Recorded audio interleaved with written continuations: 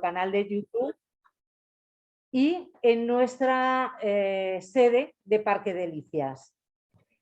Os decía que desde la pandemia se está hablando de salud mental más que nunca.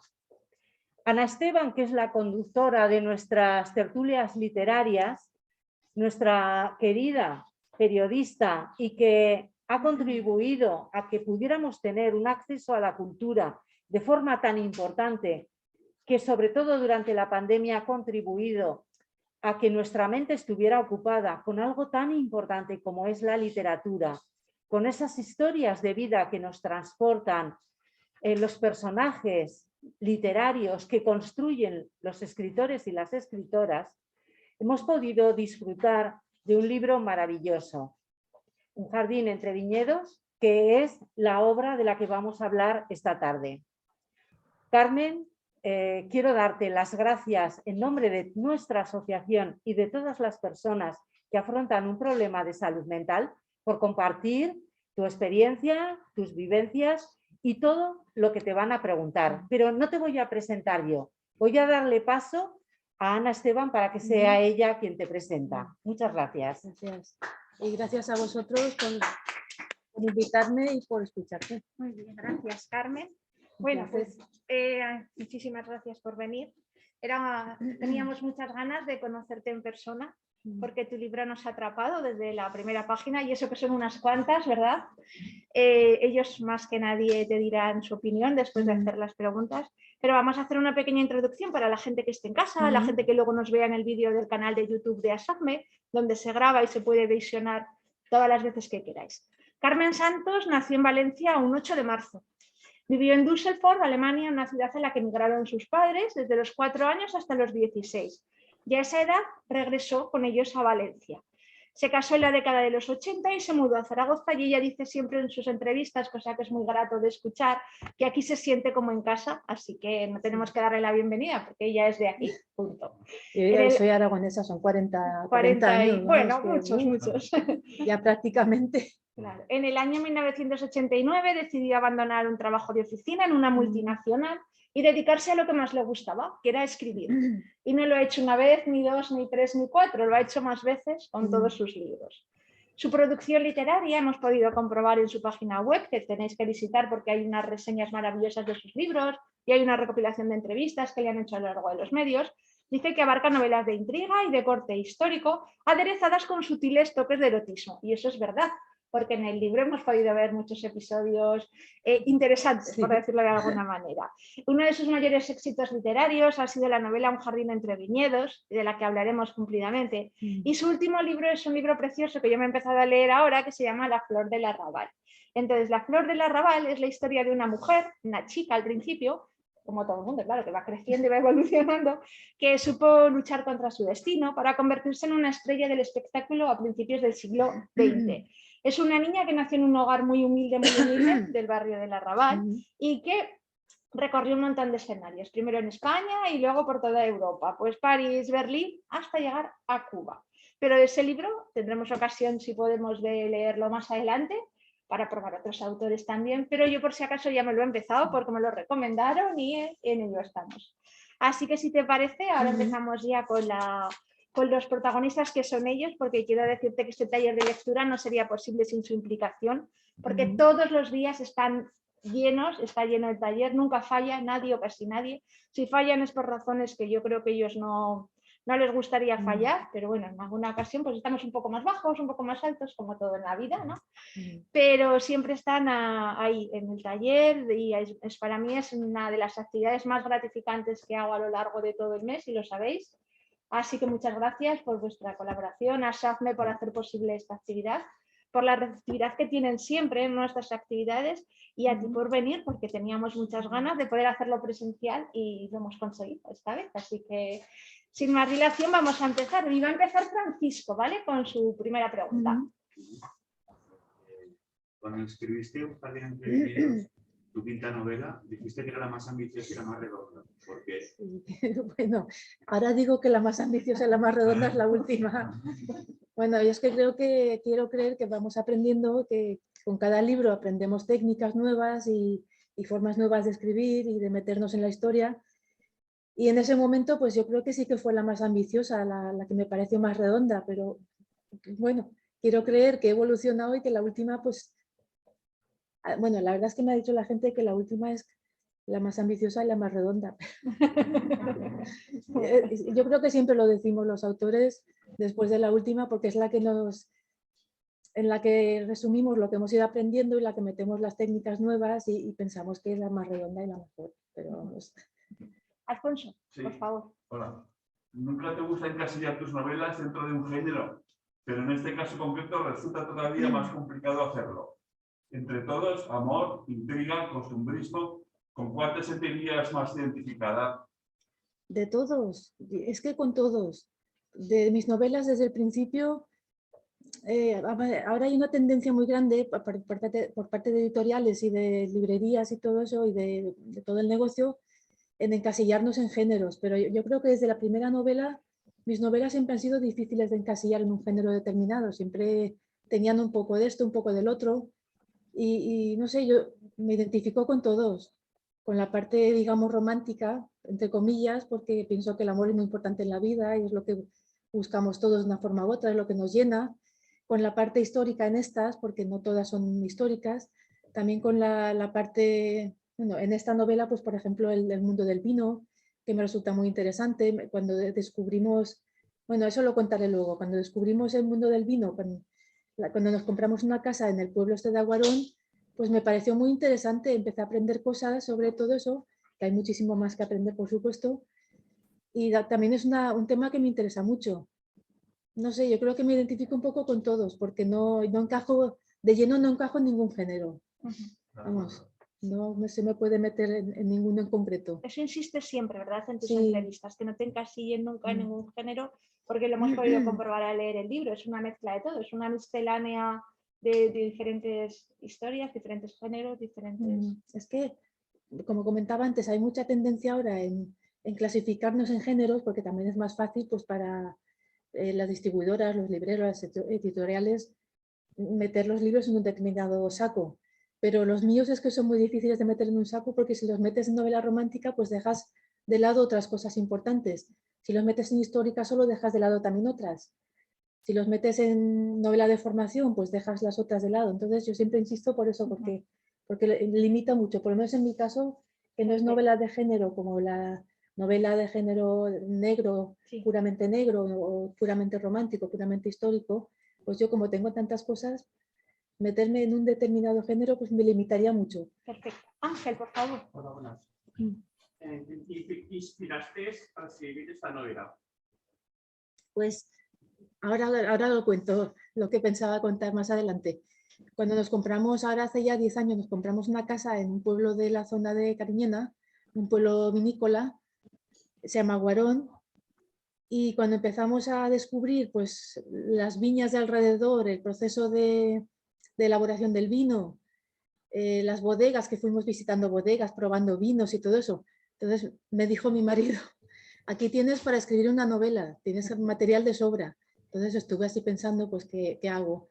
Novela, digamos, ambientada en el presente, contemporánea, novela histórica, novela negra. Estuve incluso barajando pues alguna cosa así con un fiambre que aparece y tal, pero dije no. Me voy a limitar a escribir una novela histórica que además encontré muchísimo material interesante, como el de las exportaciones de vino a Francia, cuando la filosera dañó los viñedos de allí, vinieron a España a finales del siglo XIX para llevarse vino, el ferrocarril de vía estrecha, luego el paisaje, la sierra, el mundo del vino, tal como eran aquellos tiempos, y me inspiré en todo eso. Como que fue un poco, me animó mi marido, pero fue a raíz de todo lo que encontramos en esa zona. Es muy, bueno, ahora ya es menos desconocida. Cuando fuimos por allí era bastante desconocida en la zona de Cariñena. El vino estaba un poco denostado, ahora hay muy buenos vinos, ya tiene su lugar, pero bueno, en aquellos tiempos era un poco desconocido. ¿Tú conocías la zona, Carmen, cuando no, fuiste os recomendaron el pueblo? Bueno, mi marido encontró la casa porque era su sueño, está por ahí, y lo voy a contar. ¿Se puede contar? Sí. Era su sueño tener una casita en un pueblo de siempre, entonces estuvo mirando por ahí, me dijo, he visto una casa muy maja y tal, vamos a verla. fuimos a verla, a mí me gustó la casa, me cautivó, me dio buenas vibraciones y al final pues la compramos Muy bien. de común acuerdo, vamos, que no tuvo ni que convencerme. Y Fenomenal. acabamos ahí por eso. Bueno, Julia, por favor.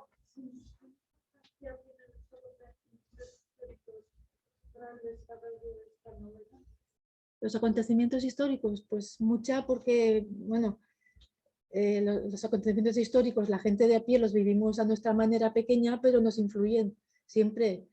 Ahora, pues con el virus y todo eso, otras cosas, bueno, el conflicto que se fragua en Ucrania, pues siempre de alguna forma u otra nos influye a la gente pequeña como nosotros, a los de a pie. Entonces, tienen mucha importancia y como tal, me gusta contarlos, pero aplicados a la gente corriente, pues como Rodolfo, como Mariana, como Dionisio, pues tal como les afectan o nos afectan a la gente normal como nosotros, no a los políticos ni a los mandamases. Juan Carlos. Sí, bueno, pues yo inciso que me ha gustado mucho la novela. Gracias. Y me ha atrapado porque hay cosas que coincidían con mi familia. Mm. Mi madre era francesa y se vino a casar a Zaragoza. Y también he estado unas cuantas veces en París. Y me ha hecho tanto que cosa que no hay que hacer. De toda la noche eligiendo las de las 7 de la mañana. Que no hay que hacerlo, pero ¿sabes lo que? Bueno, y la pregunta es, ¿qué importancia le das a la documentación previa antes de escribir una obra? Pues muchísima. Me gusta documentarme muy a fondo antes de empezar un libro. A ver, cuando empiezo, en este caso, por ejemplo, cuando decidí que la novela esta fuera ambientada en esta zona de Cariñena, de Aguarón, y que fuera de corte histórico, pues empecé a buscar documentación pues, en muchos sitios, en bibliotecas, hemerotecas, también me compré libros, en fin, muy a fondo. Y antes de empezar a escribir la novela, pues me gusta tener una base documental buena, fuerte. Luego me ocurre también muchas veces que una vez empiezo a escribir la novela, pues sigo documentándome, sigo investigando cosas, o a lo mejor llega un punto del libro en que digo, pues aquí tengo que profundizar más, tengo que buscar más cosas. Pero vamos, antes de empezar la novela me gusta tener una base documental pues ya buena, para poder empezar a meterme, porque para meterte por ejemplo, como en esta historia, en los años 20 del siglo pasado, pues tienes que tener una base para poder hacerte una idea cómo era la gente, cómo vivían, cómo pensaban, por supuesto, porque no podemos escribir una novela histórica tomando como punto de partida nuestras ideas de ahora, porque no tienen nada que ver. Entonces, pues me gusta primero sumergirme en la época, en la historia, y luego empezar a escribir y luego ya pues sigo ampliando según veo que necesito un poco por aquí, un poco por allá, pero le doy mucha importancia, me gusta. ¿Hacerlo con libros o ya internet hoy en día? De todo. Con libros, por ejemplo, de la biblioteca saqué muchos, también me encargué algunos de segunda mano, porque hay veces voy investigando, digo, pues este libro parece interesante, pero ya no, a lo mejor es del año Catapún y ya no se puede comprar, y me lo compro en librerías de segunda mano o lo saco de la biblioteca. También investigo mucho por internet, por Google, pero bueno, eso con cuidado, porque en internet hay muchas cosas interesantes, pero también hay mucha basura y hay que seleccionar mucho y hay que cribar. Es decir, que no puedes coger la primera fuente que encuentras sobre un tema porque a lo mejor es una barbaridad y no tiene ninguna veracidad. Entonces me gusta comparar las fuentes. Entonces eso, pues hemerotecas también, y fui mucho a la hemeroteca de Heraldo, esta del Palacio de Montemuzo. También uso mucho hemerotecas online, ahora que ya están digitalizados muchos periódicos, pues como La Vanguardia, ABC y todos esos, en fin, de todo. A mí, en cuanto a la documentación, lo hablamos en el taller que tuvimos, bueno, en previo aquí, y nos llamó mucho la atención que que se veía que estaba muy documentado, y por eso le hemos preguntado, porque como hablabas del vino, de la filoxera, de las crisis, de la situación del París de los años 20, pero también nos llamó mucho la atención, y hablo en general porque lo comentamos, esa documentación de los personajes, que luego hablaremos de los diferentes personajes, pero cuando tú decías, es que un personaje de finales del siglo XX o principios del 20, no puede hablar como uno del siglo XXI. Y nosotros nos dimos cuenta con tu libro por cómo en algunos momentos nos queríamos meter en la piel, ¿no?, de esos personajes y ser tan valientes como pues, Rodolfo enfrentándose a algo que no lo había hecho nunca. Entonces es verdad, porque a veces nos quedamos solamente con la parte histórica de una novela, que bien documentada está, y no nos damos cuenta de que los personajes están tan bien documentados como los propios episodios que se cuentan en el libro, porque si no, no nos los creeríamos y eran 100% creíbles y te metías dentro de ellos. ¿No os pasó que parece que sufríamos con ellos, te enamorabas con ella cuando tuvieron el accidente? Fue horrible, Sí. bueno, continuaremos Eso luego, me echó pero la bronca mucha eso muy gente mal, por eso sí. muy mal, lo del accidente muy mal, ahí nos dejó a todos destornados. Sí, bueno, al hilo de lo que comentabas de que los personajes pensaban, es que hay mucha tendencia también pues a juzgar a personas o personajes, tanto reales como literarios de hace un siglo o 2 siglos, desde la óptica nuestra de ahora. Pero claro, dices que machistas eran. Es que eran machistas, pero es que era la época. Vamos, es que las mujeres pues tenían que aguantar carros y carretas y los hombres eran los reyes. Y hay que tener en cuenta pues cómo era la realidad y ponerse en el lugar de gente, pues por ejemplo, como Mariana. Mariana es nuestra favorita, ¿no? Una de nuestras favoritas. Que a su manera va siendo feminista, pero claro, no feminista como lo entendemos ahora, porque en aquellos tiempos no... Pero era más feminista, que yo creo que o al menos a mí me pareció un personaje revelador. Mariana, a mí me encantó. Me gustaría ser Mariana, a mí también. Sí. Bueno, ahora Alejandro, me dice Isabel que no se oyen muy bien las preguntas de los que están detrás. ¿Podéis alzar un poquito la voz? Y si no, pues la repito yo, Alejandro, ¿vale? Como tú quieras. Una de las cosas que más nos ha llamado la atención es la descripción de la parte de París. ¿Has vivido allí? ¿Cómo te has documentado para escribir sobre este lugar? Bueno, vivir allí no he vivido. Conozco París, pero no, me gustaría haberlo conocido más, es decir, haber podido estar allí meses y meses, porque me fascina, bueno, me fascina lo que leí sobre los años 20, pero también ahora. Es una ciudad que tiene su encanto, muchísimo encanto, entre los monumentos, el ambiente que tiene. Bueno, sí que me hubiera gustado haber podido pasar más tiempo en París del que estuve. Y porque te preguntaba sobre la documentación, sobre la época, ¿no? Sí. Que es que esa época me resulta muy fascinante. También hay en el libro de ahora, en el último libro, también hay una parte dedicada al París de los años 20, porque es que me parece fascinante el ambiente que había allí, pues de artistas, vamos, pintores, escritores, las flappers, las chicas estas que abominaron del corsé después de la Primera Guerra Mundial, que querían, vamos, que fumaban, que aprendían a conducir, querían vivir, disfrutar de la vida, no querían restricciones tipo, bueno, de las que tenían las mujeres en aquella época. Entonces era muy, bueno, el París, digamos, de los artistas, los bohemios y de los ricos como Marcel, porque la gente, me imagino, que trabajara en una fábrica, tuviera que levantarse pronto, no estaría de juerga por los Montmartre o Montparnasse, pero bueno, ese París de bohemio artístico y de gente vividora como Marcel, pues me fascina mucho.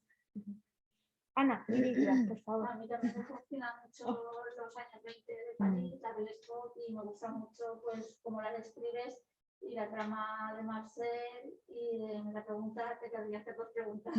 Sí, claro, por Dios, si sois vosotros, mira, claro. Porque has querido contarlo todo con tantos detalles.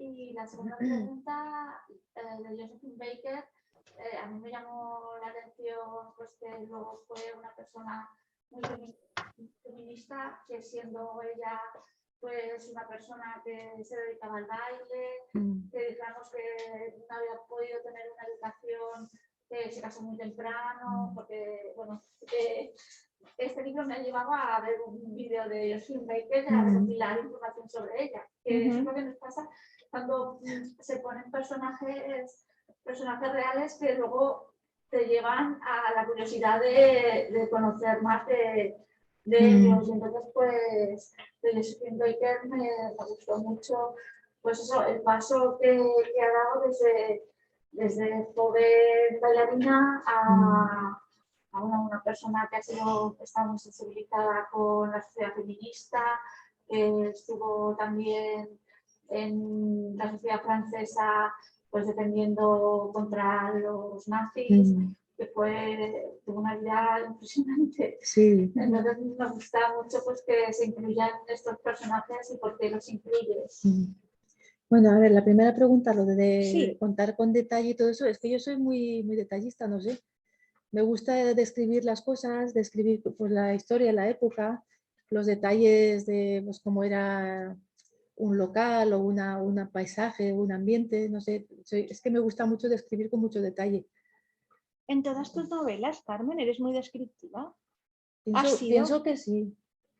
Bueno, no me gustan las descripciones largas ni pesadas, pero sí que me gusta pues meter pinceladas detalladas de esto, del otro. Es que eso es lo que yo quería decirle, que los libros no se hacen farragosos de que hay una descripción de 3 páginas sobre el campo y las mariposas, sino que las descripciones que tú metes están dentro de un contexto que te hacen meterte dentro de esa situación, bailar en esos salones, esconderte en esos bares de última hora de la noche, no sé, es como, pero como muy minucioso, ¿verdad? Como con mucha... Sí, bueno, yo eso lo depuro mucho porque me gusta ser detallista, me gusta dar pinceladas de cómo es el ambiente pues en estos locales o en la casa de Marcel, por ejemplo, en contraposición con la casa de la Loma, en fin, que es tan desangelada. Me gusta dar esas pinceladas y esos detalles. Eso sí, lo que tampoco me gusta exagerar, luego depuro mucho porque no quiero aburrir, pero sí que me gusta el detalle. Y en cuanto a los personajes como Josephine Baker, bueno, también incluyo Cole Porter. Cole Porter es que me gusta mucho la música de Cole Porter desde que era una cría y está en prácticamente todas mis novelas, sale o alguna canción suya o él mismo, como en esta. Menos en El sueño de las Antillas porque el hombre aún no había nacido, entonces tampoco lo podía meter ahí. Pero en las demás, incluso en la última, pues también sale alguna pincelada de Cole Porter. No he llegado ahí todavía. Vale. Y Josephine Baker es que me pareció muy, pues eso, es un personaje fascinante que también sale en la de Flor de Arrabal, también tiene su cameo, precisamente porque, bueno, porque también me basé un poquito en la vida de Josephine Baker para crear este de Flor de Arrabal. Josephine Baker, Raquel Meyer, La Fornarina, La Chelito, en fin, es un compendio, pero también un poco Josephine Baker, porque tuvo una infancia también de mucha pobreza y salió a través de la canción, el baile, también de luchar mucho. Y bueno, la incluí por eso, porque era un personaje fascinante y porque en la época en que Rodolfo estuvo en París, el baile de los plátanos, de la faldita de los plátanos, pues fue el más allá, el no va más. Vamos, se hizo famosa con eso porque es que hasta ni siquiera en París podían imaginar que saliera una mujer casi desnuda con una faldica con plátanos que se movían, con todo lo que de fálico que tiene, todo lo que sugiere eso. Y bueno, la incluí por eso, porque por eso que es un personaje fascinante y porque en esa época en París fue una revolución el baile de Josephine Baker. Susana. Me gustaría que nos dijeras qué personaje de toda la novela es el que más te gusta y el que más te costó definir y por qué. Pues el que más me gusta, hay varios. A ver, me pasa mucho, que lo he comentado también muchas veces, que personajes secundarios o que van destinados a ser secundarios se apoderan de la escena o del libro y adquieren más importancia. Entonces, en esta novela había dos personajes más o menos secundarios o que no tenían tanta importancia como en principio Rodolfo, o como la importancia que le di a Rodolfo al principio, porque luego se le van apoderando, y son dos. O sea, ¿adivináis cuáles? O... Sí. Mariana, uno. Sí, bueno, tres. Vale, Mariana. La madre. No, no tanto. No, la madre no tanto. A mí me parece que la madre Hay dos condiciona. que se me apoderaron más. Dos chicos. ¡Ay, dos chicos! Pues, a ver, ¿quién creéis vosotros? A ver si mirando las chuletas. ¿Cómo? Marcel, no, Marcel, sí. sí, ¿Y? el administrador. No. Tampoco, Uy, es que uno era más muy majo, malo. este no. Ah, más majo. Este es muy asqueroso. Dionisio. Hombre, pero Dionisio yo lo considero principal. Porque se apoderó y consiguió más cancha, pero al principio yo lo tenía más. Hombre, lo mataste con que mira cómo lo tenía. Pero sí, él y Marcel, bueno, también Mariana, como hemos dicho, son personajes que se han ido apoderando poco a poco, que han ido conquistando más lugar del que había pensado para ellos y que a mí, pues por ejemplo, el Dionisio me gusta muchísimo, es un personaje, pues... Okay, ahora te vamos a preguntar. Pues, Dionisio es su preferido. Bueno, sí, Dionisio, también Marcel, por eso de que es un vividor simpático, elegante, es elegante hasta cuando se arruina el hombre, parece superficial pero no lo es tanto, pero bueno, Dionisio la verdad es que es un personaje que me encantó, me gustó muchísimo. Pues Juan Carlos, creo que coincidimos con ella, ¿verdad? La pregunta. En el caso de Dionisio, ¿consideraba relevante hablar de su problemática con el alcohol para explicar la dura realidad de la guerra de Anual? Sí, sí, porque los que volvieron de Anual, es que aquello debió ser una especie, vamos, una masacre gigantesca, un sitio que machacaba a los que sobrevivían y que volvían a España pues totalmente machacados, y muchos tenían problemas de estrés, ¿cómo se llama? El estrés de postraumático, ¿cómo se llamaba esto? La neurosis de guerra, vamos, que estaban hechos polvo de todo lo que vivieron, alcoholismo. Entonces uno de todos esos problemas pues era el del alcohol, y es el que le atribuía a Dionisio, que se refugia en la bebida para olvidar lo que vivió, porque fue tremendo, vamos, que lo de Anual debió ser un matadero terrible. Anual y Geribén, toda esa zona, todas esas masacres que hicieron. El sitio de Geribén, que lo cuenta, que los tuvieron cercados las tribus estas, bueno, moras, como decían antes, ahora está mal visto, pero les llamaban moros. Y los tuvieron sin agua, sin comida, bebían sus propios orines, bebían colonia, bebían todo lo que podían, y aún así pues morían o acababan hechos polvo. Entonces todo eso pues el hombre tenía que digerirlo y se refugia en la bebida por eso. Y luego lo que creo que todos los que hemos leído el libro, porque se muere el accidente cuando Dionisio estaba creciendo tanto y era tan feliz. Es que Y no tuviste la tentación de dejarlos vivir a la pareja, sí. y hacer una segunda parte. No, eso ya no, porque no sé si hubiera dado sí una segunda parte. Pero vamos, no sé, se me ocurrió como recurso melodramático, como en las películas, los melodramas de Hollywood, que me encuentras cosas de esas. No sé, pensé que iba a ser demasiado bonito, que luego se reconciliaran y todo eso. Dije, bueno, pues luego mucha gente me echó la bronca. Decían, pero ¿cómo se te ocurre matarlos al final, pobrecillos? Pero bueno, es un recurso que se me ocurrió, que pensé que tenía que ser así. Bueno, la vida también es así a veces, por desgracia. Marcos. En el caso de Rodolfo, ¿quién crees que es realmente su gran amor? Su gran amor, pues yo pienso que es Mariana en realidad.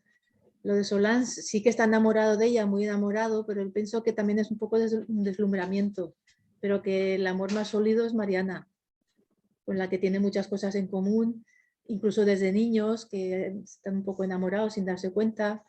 Yo pienso que es Mariana su gran amor. Julia. ¿Puedes gritar un poquito más, Julia, por favor?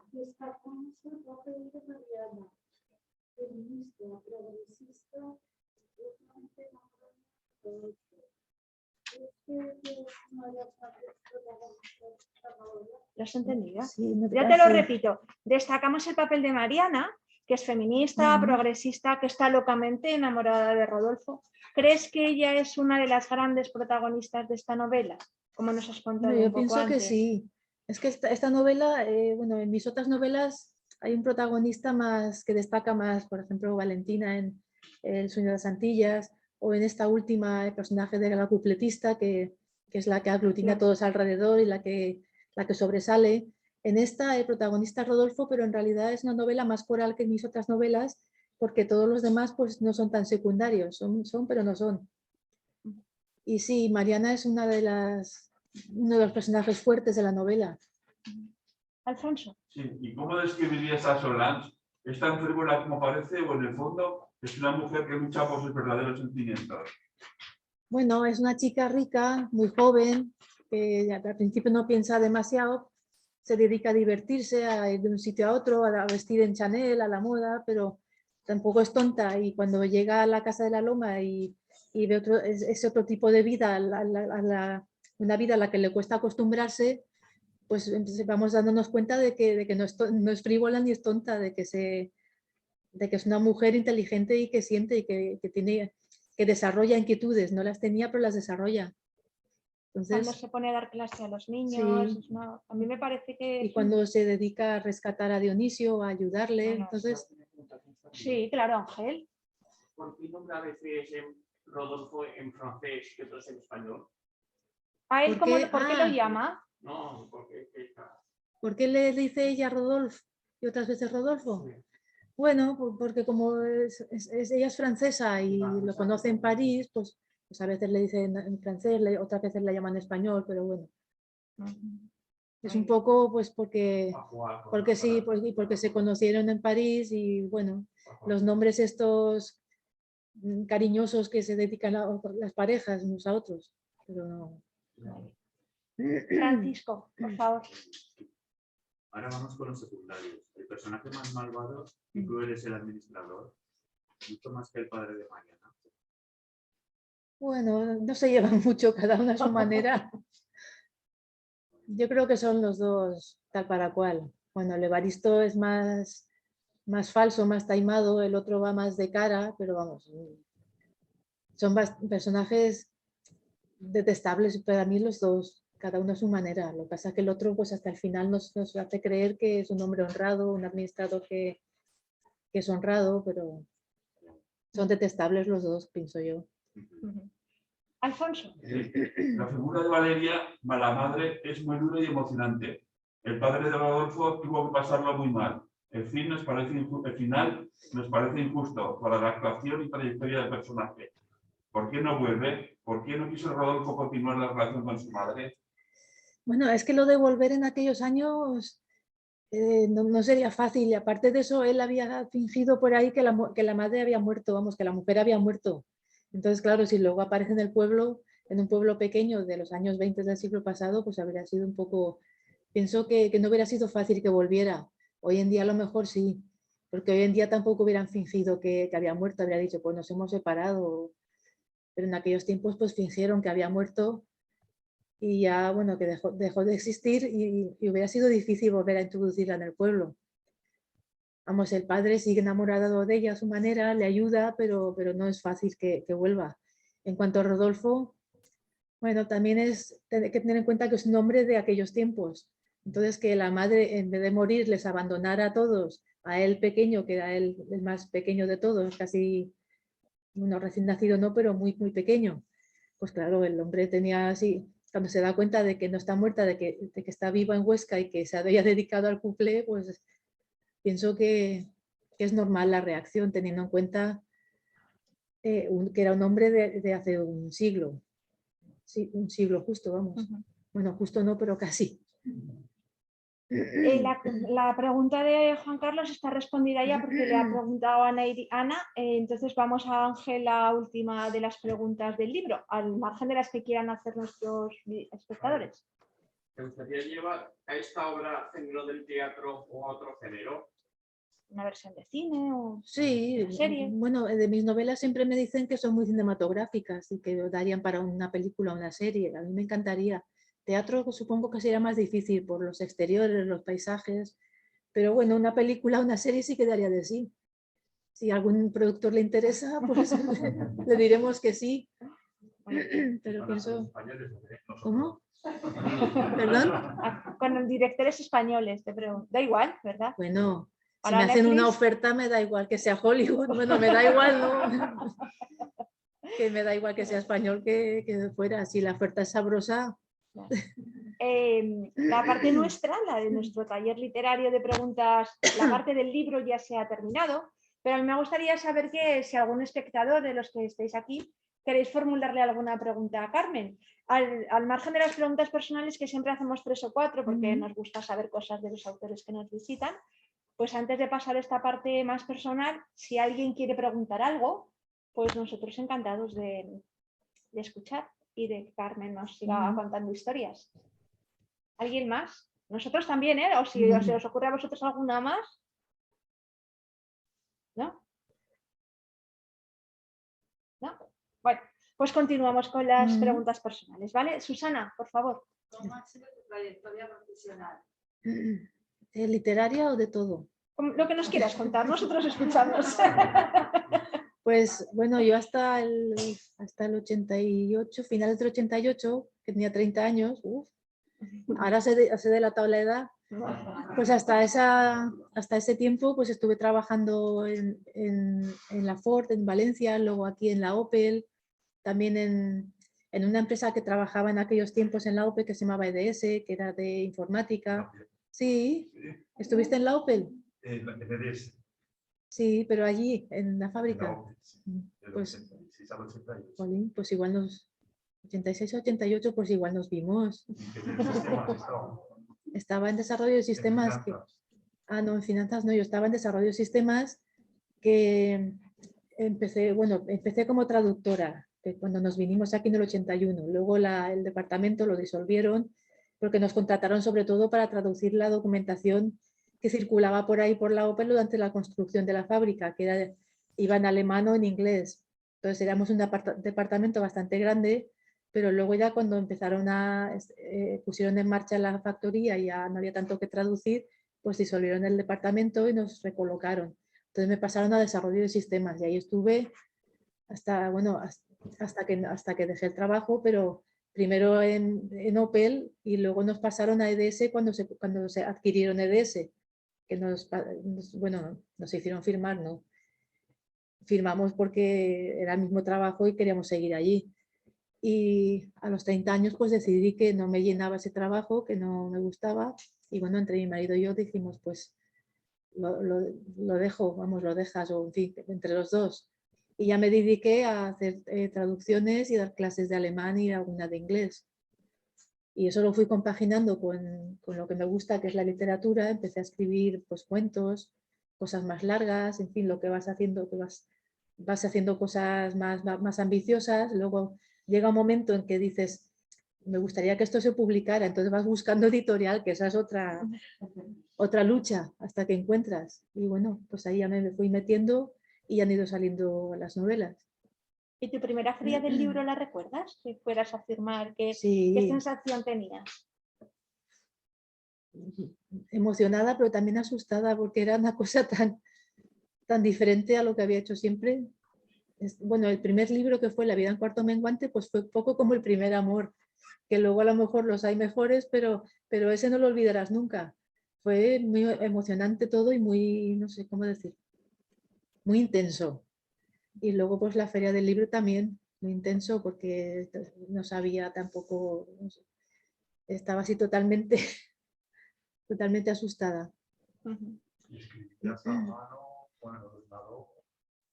Pues al principio los relatos y todo eso a mano, pero luego ya los pasé al ordenador porque es mucho más cómodo. También puedes ir sobre la marcha, vas viendo cómo queda en formato libro, más que si empiezas ahí a emborronar, a tachar, a poner cosas encima, o volver, porque además cambio mucho, corrijo mucho, entonces son todo tachones. Y con el ordenador es mucho más fácil y mucho más cómodo. Entonces empecé poco a poco a escribir en el ordenador con el WordPerfect aquel que había, y luego ya el Word y todo eso, y ya, bueno, ahora escribo directamente en el ordenador. Es muchísimo más cómodo para mí. Hay gente que no, pero yo... Julia.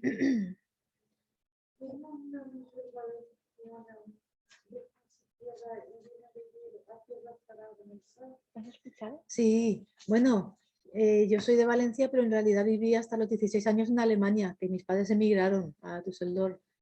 Entonces, bueno, en Valencia estaba muy a gusto porque además estuve ahí desde los 16 hasta los 23, que fue cuando nos casamos mi marido y yo, nos vinimos aquí por el tema de la Opel, que encontré un trabajo y tal.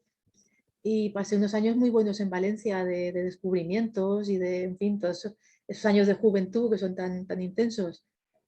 Pero vamos, tampoco, es decir, soy valenciana, pero también tengo mucho de Alemania, de cuando viví allí, y ahora llego aquí desde el 81, es decir, que estoy más de aquí que de ninguna parte. Pero vamos, que yo es que soy un poco una mezcla de muchos sitios y soy un poco de ninguna parte, o de muchos sitios y de ninguno en concreto. Entonces, tampoco me costó tanto venirme aquí. Y irte a Guarón, bueno, no, porque os enamorasteis de la casa, pero ¿vivir en el pueblo os costó o era lo que vosotros habíais pensado? No, nosotros fuimos a Guarón después del confinamiento del 2020, que estábamos hartos del piso y de la ciudad, y dijimos, vamos a Guarón a pasar el verano. Y luego pasó el verano y no nos apetecía volver. Y como tenemos ahí fibra óptica y se puede, bueno, podía trabajar mi marido desde casa, yo puedo escribir allí igual que en Zaragoza, pues ahí estamos. Muy bien. Estamos muy a gusto, pero tampoco fue una cosa meditada, fue que surgió así, que pasó el verano y no tuvimos ganas de irnos o de venirnos. Marcos. ¿Tienes una rutina a la hora de escribir? Sí, procuro escribir todos los días. Bueno, hay días en los que tienes más tiempo, otros menos, pero sí que tengo...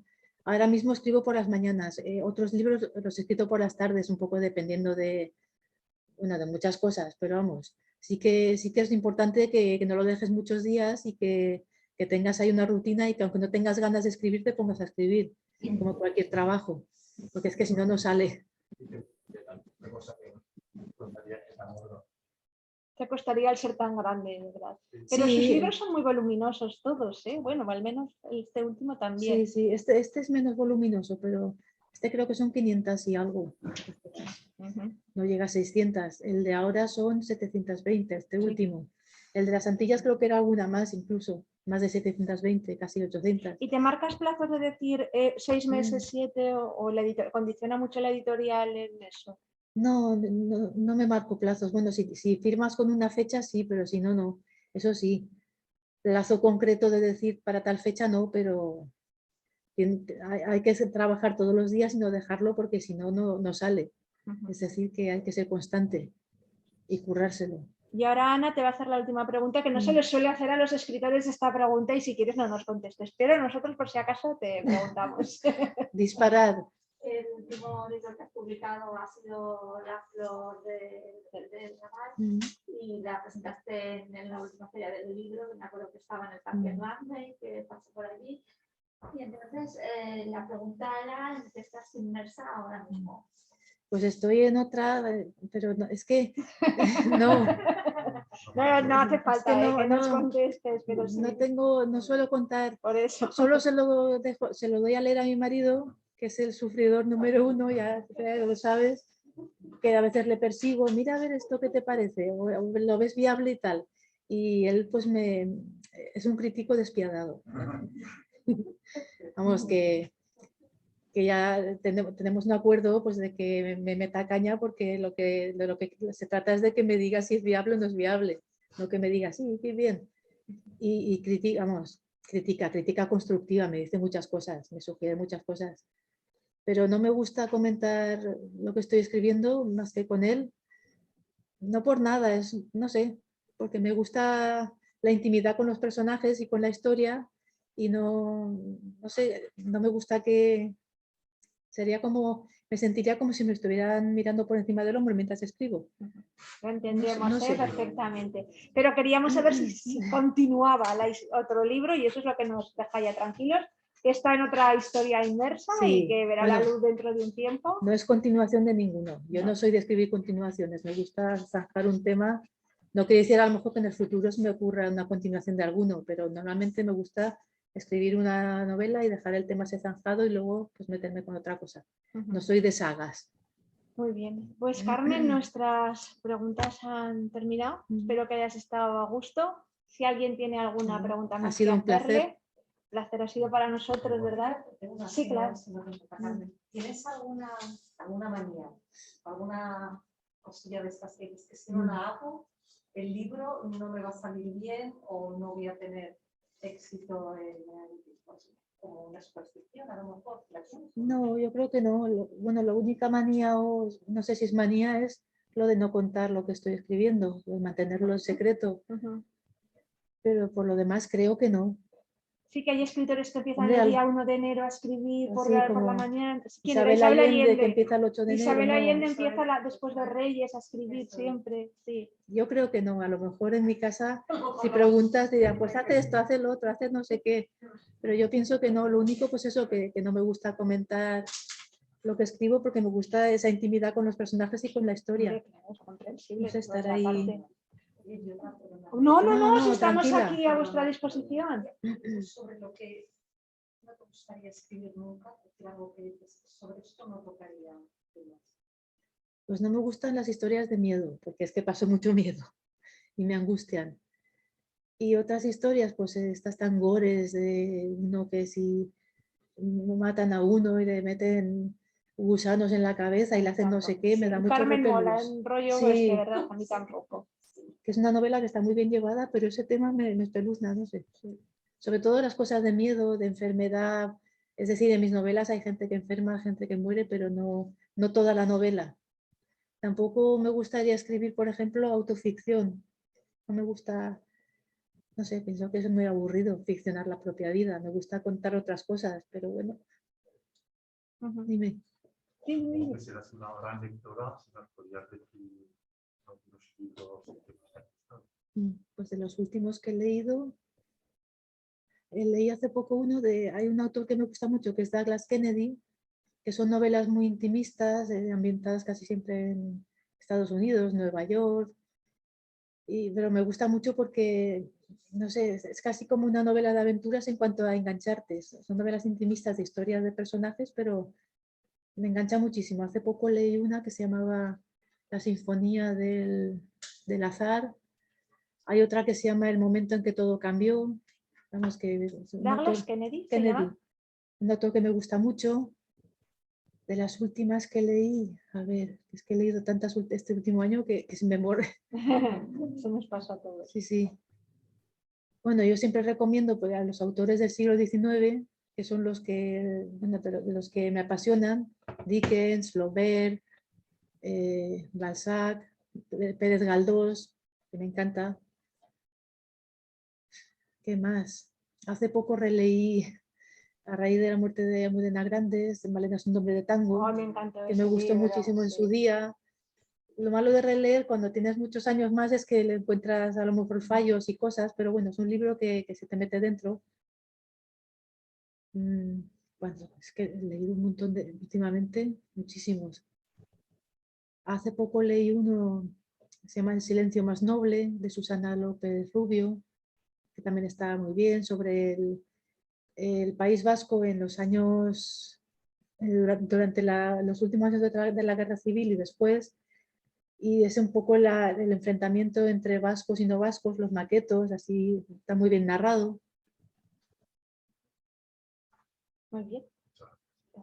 A vosotros. ¿Más? A mí me Ana. gustaría saber un poquito de ti, de cuáles son tus aficiones, qué te gusta hacer además de escribir.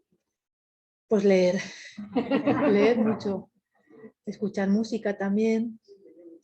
Bueno, en tiempos pintaba, me gustaba dibujar y todo eso, pero eso lo he dejado bastante.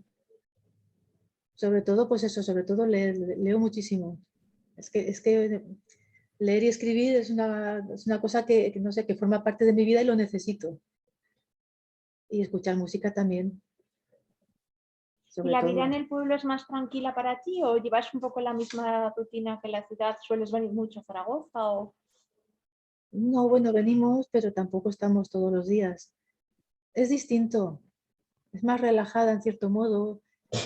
Ahora que está el dichoso virus pululando por ahí, pues tenemos más espacios abiertos para pasear, tenemos desde casa vista la sierra, es como más, vamos, que es más soportable, aunque nos volvieran a encerrar, toquemos madera, pues sería más soportable porque estás más libre y tienes lo que llaman el corral o un mini jardín, entonces es como más, tienes más aire fresco, que es lo que nos ha hecho quedarnos allí, lo que nos gusta ahora después de todos estos años de virus y de confinamiento. Sí, sí. Bueno, no están... Pero sí, también tenemos plantas aromáticas, como las que pone Dionisio. Sí, también tenemos cosillas de esas. Incluso una parra. Jope, qué bien. Isabel. Antes hablabas de que antes del confinamiento vivías aquí y luego ¿has notado que te inspira más estar allí a la hora de escribir? No, a mí me inspira cuando tengo una historia entre manos y la historia me apasiona, porque lo primero que busco es que me interese, que me apasione, porque si te aburres, pues ni sale la historia ni luego a la gente la vas a enganchar porque se nota. Pero cuando tengo una buena historia entre manos y estoy metida dentro, pues no, me inspira igual un sitio que otro. Yo me aíslo, me pongo ahí a teclear y a buscar documentación, temas que introducir en la novela, a lo mejor se me ocurre una cosa que no había contemplado y que digo, pues esto lo voy a incluir porque va a quedar bien y no necesito más. Solo una buena historia que desarrollar y que me apasione. ¿Ya tienes cuando escribes como un esquema de la novela, cómo va a terminar o así? ¿O sobre la marcha te van surgiendo por dónde tirar? Yo soy escritora bueno, dicen que hay escritores de mapa y de brújula. Los de brújula van con la brújula sin saber muy, bueno, sí que saben más o menos de lo que quieren hacer, pero sin llevar mapas, un poco.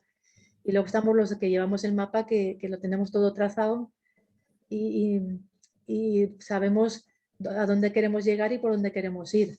Aunque eso no quiere decir que si me ocurren cosas que pienso que pueden ir bien a la novela o que pueden enriquecer la acción, no quiere decir que no las introduzca, pero me gusta tener pensado lo que quiero contar y a dónde quiero llegar y el final al que quiero llegar. Muy bien. Pues, ¿alguna cosa más? ¿No? Pues Ana, despides el acto, si te parece, por favor. Gracias, Carmen. Gracias a vosotros. Nada, a ti, de verdad.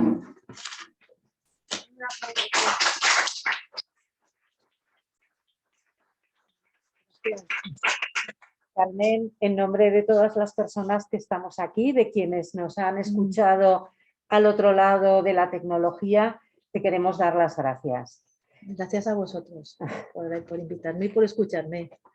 Bueno, ha sido una lectura muy gratificante y sobre todo te queríamos trasladar que para SAPME la cultura, la literatura nos aporta un enriquecimiento que contribuye a que mejore nuestra salud mental y que gracias a que existís las escritoras, los escritores, los autores, nos permitís vivir nuevos mundos, nuevas aventuras y que especialmente durante esta pandemia ha sido muy significativa la ayuda que ha supuesto para todas las personas que hemos tenido que vivir un aislamiento, una incertidumbre y un miedo, el contar con los libros.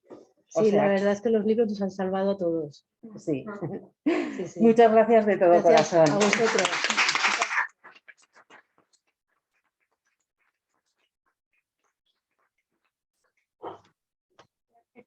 Hasta luego, compis, al otro lado de la pantalla. Hasta luego, muchas gracias.